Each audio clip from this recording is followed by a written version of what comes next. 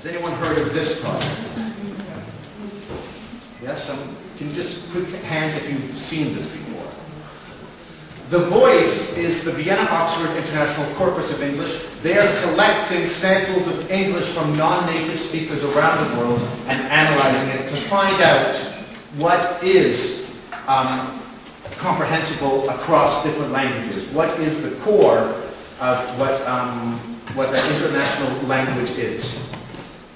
The only thing that has really been sort of decided has been areas of phonology, and that would be a whole talk about what areas of phonology are intelligible. But they've also looked at grammar and vocabulary. And they say here about what is happening. Things like a Hungarian educationalist coming to Copenhagen to discuss qualifications in European higher education with their Danish, French, and Portuguese colleagues, etc., etc. Yes, they all communicate with English as a lingua franca. So again, this is having an effect on teaching materials and teaching priorities. People are beginning to wonder how much of this should be coming into the classroom, if at all. There was a question on your handout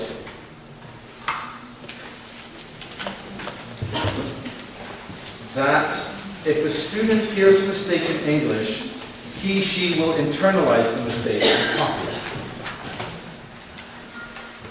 Now, don't know what you said about that. Again, we're not going to get into a large discussion on error correction. My feeling is that I would have put a 1 there. I disagree with that they would internalize it automatically and reproduce it. For the simple reason that if that was true, that when a student hears something incorrect, they internalize and make it. Why is it not that my students who have heard 90% of very, very good English and read 90% of good English aren't internalizing all of that?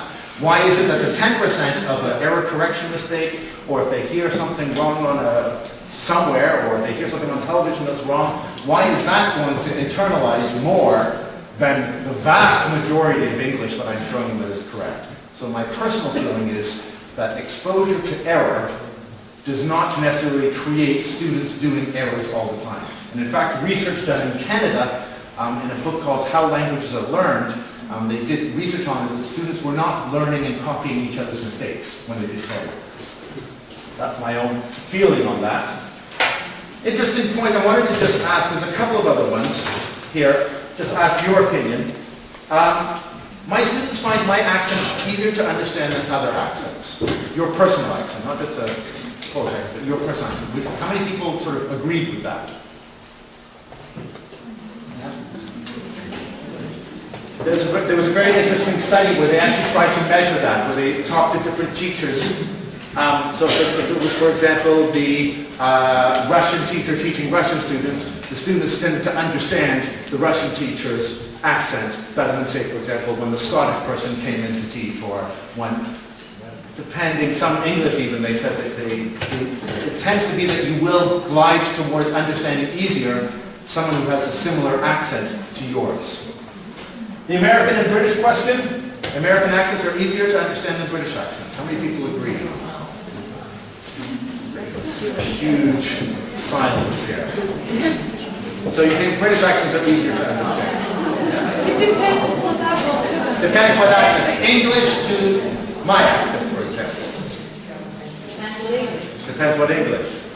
I think, again, this has been a great sort of debate, and it depends on the different country you're in.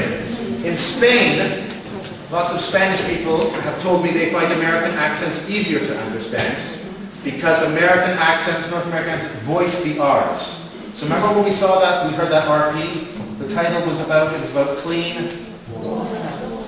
Clean water. But I would say clean water.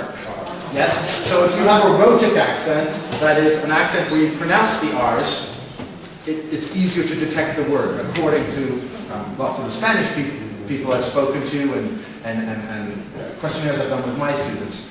But then again, I think it's a very personal thing for a student, which accent they think is easier to understand. I can't tell you that American or British is better one than the other. Depends on how much you're exposed and your own preferences. Canadian is easier than American. Well, that's what other people have told me, but then some people, I don't know, I think it depends on lots of factors. I'd like to again take a little break here and talk about now how global English, what the implications of this, of different varieties of English could be for teaching.